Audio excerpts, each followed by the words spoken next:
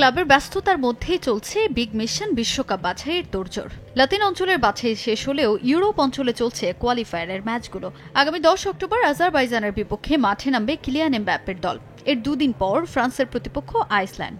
এই দুই ম্যাচের জন্য ইতোমধ্যে স্কোয়াড ঘোষণা করেছে ফ্রান্স ফুটবল ফেডারেশন। বাছাই পর্বের এই দুই ম্যাচের জন্য দলে জায়গা পাননি লিভারপুল স্ট্রাইকার হুগো একিতিকে।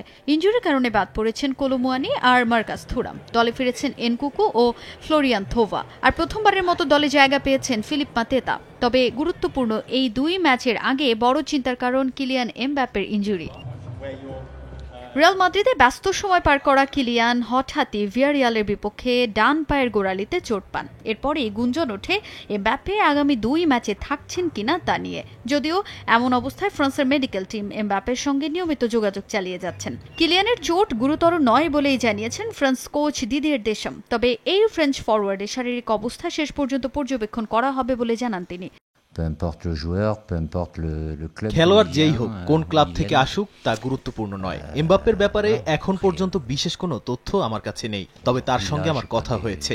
এখন পর্যন্ত তিনি স্বাভাবিক অবস্থায় আছেন। তার সামান্য চোট আছে, তবে ইনজুরি একেবারেই গুরুতর নয়। চোট গুরুতর হলে তিনি এখানে থাকতেন না। তবে মেডিকেল টিমের সঙ্গে আলোচনা করেই আমরা পদক্ষেপ নেব।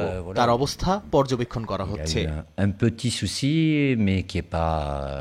এদিকে বিশ্বকাপ বাছাইয়ের ম্যাচ সামনে রেখে স্পেনে নিজেদের প্রথম অনুশীলন সেশন সম্পন্ন করেছে ইংল্যান্ড ফুটবল দল। যদিও এবারের দুই ম্যাচের জন্য বাদ পড়েছেন দলের সবচেয়ে গুরুত্বপূর্ণ footballer Jude Bellingham, Phil Foden, Jack Grealish ও ভার্টনরা। তাজিন খন্দকার, সময় সংবাদ।